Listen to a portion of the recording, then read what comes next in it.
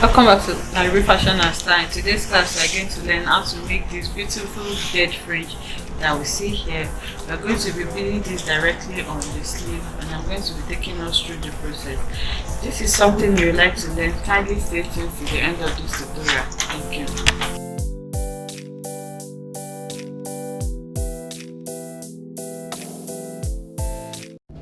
So to bead this now, okay, we have this arc sleeve that we created. So what I want to do is just to bead the edges of this sleeve to make it more beautiful and bring this sleeve more to life.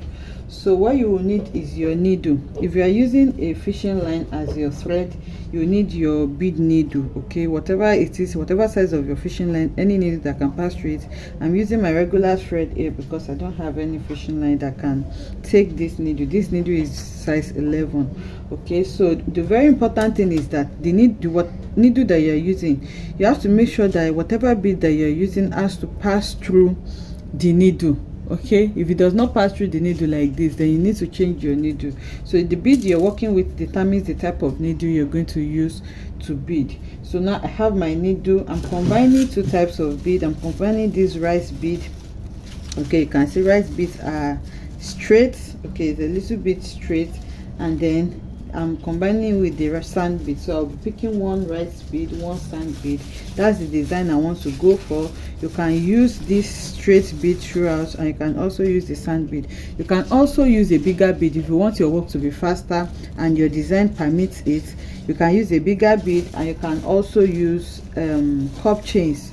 So with cup chains, you just need to cut it and tack it. That's not going to take too much of your time. So for me, I'm combining this rice beads together with this sand bead, and that's what I'm going to be using. So what I'm going to do now is to start beading this from here. You can see my seam line here where I joined the lining to the main body. This in between hole that I have, that's where I'm going to be inserting the beads because I don't want it to show on either side. So now you first place your bead, and then you tie a knot there to hold it down together. Anyhow you can tie your knot to make it neat. So I'm just tying mine like this. Then after tying your knot and you're sure that you have secured it, you're going to cut off whatever excess that you have there, and then you start to insert your beads. So you can see, once I have tied this, now I'll take my scissors and cut off the shorter thread. The long threads, you should still be there because that's what you're going to use to insert the beads. So you can see now I'll start to pick my beads. So like I said, I'm alternating between two types of beads. So I'll pick one long bead, and then I'll pick a sand bead together with it, and then I'm going to pick my long bead as well. So you need a plate to make this easier for you so that I can easily pick them. So that's what I'm going to be doing, and you do this until you get to the desired length. You know the length that you want your beads to get to. So I think mine should just stop around 7 to 8 inches. So I'll keep picking it like this, and then I'm going to confirm if I have gotten to that length. So once I have that length, I'm going to stop, and then I'll find a way to close the bead. So you can see what I have here. I have one sand bead, one rice bead, and I'm alternating it just like this. Okay, so now I think I have achieved my desired length. You just take your tape measure, and then you measure what you have. So this is about 7.5 inches, which is fine for me. So henceforth, you can just count the number of rice bead and sand bead that you have. So to tie this now, what I'm going to do now is to pass my needle. This needle, I'm going to leave, this is the last bead. Okay, I'm going to leave the last bead and then pass the needle back through the sand bead, that the next bead to the last. So the last is going to hold everything together for me. So that's why it's better to use maybe a fishing line or any clear thread or your invisible thread, so that it's not going to show. So now after passing it, you can see now that it's already on the third one from the lower part. 1 2 3. You can also pass it upwards more before you tie your knot. With that, you will know that it is secure. So all you just need to do now is to put your needle. That's why I said your needle should be really free to pass through your beads. So you can see I'm passing it. I'll bring it out again.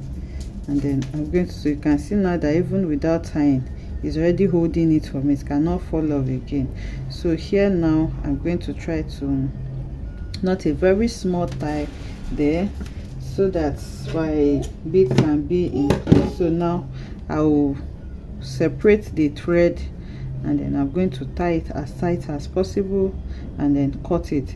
So this is how I am going to fix all the beads. You can also buy a beaded fringe, or you make your beaded fringe and then you just sew it to the tip instead of sewing it one after the other. Okay, so this is the example of a beaded fringe. This is actually handmade.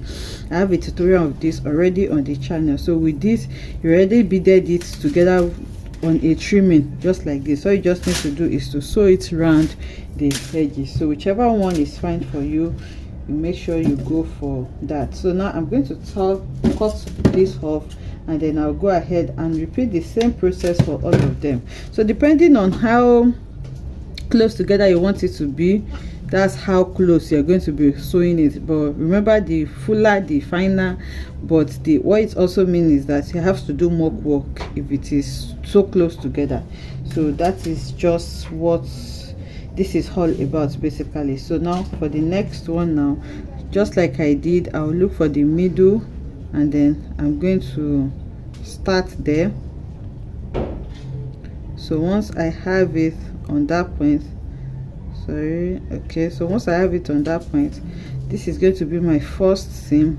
What I'm going to do next is to tie it, and then after tying it, I'll go ahead and start filling it up with my beads. You can see it's a very simple process. So I'll go ahead and do all of this now, and then bring it back to show us what it looks like when I'm done. So now after tying well, I'm going to cut off the small thread, and then I'll start filling the thread with my needle, with my beads.